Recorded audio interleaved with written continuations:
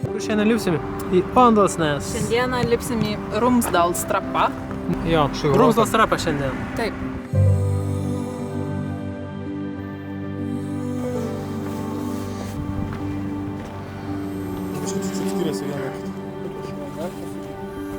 Man gerai atrodo tas Trollvegen, Tadai, matai? Tarp šito tarpeklio jie įsikiša. Matai? Sveiki. Šiandien atvykome į tokią Norvegijos vietą, kur vadinasi Ondalsnes. Miestelis vadinasi Ondalsnes. Dabar lipame vieną tokią populiariausią, vieną iš populiariausių vietų Norvegijai. Tai yra apžvalgos aikštelė tokia.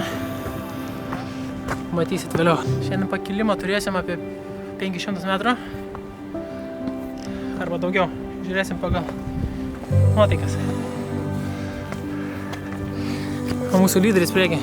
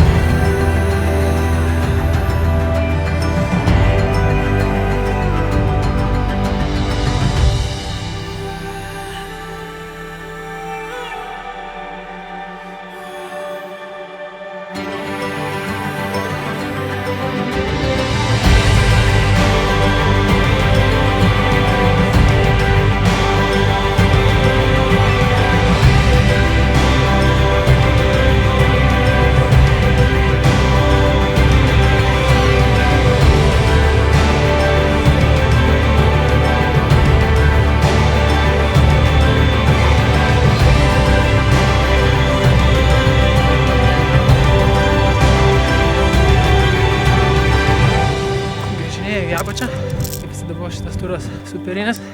Išlieka vienas iš mėgstamiausių mano turų Norvegijoje.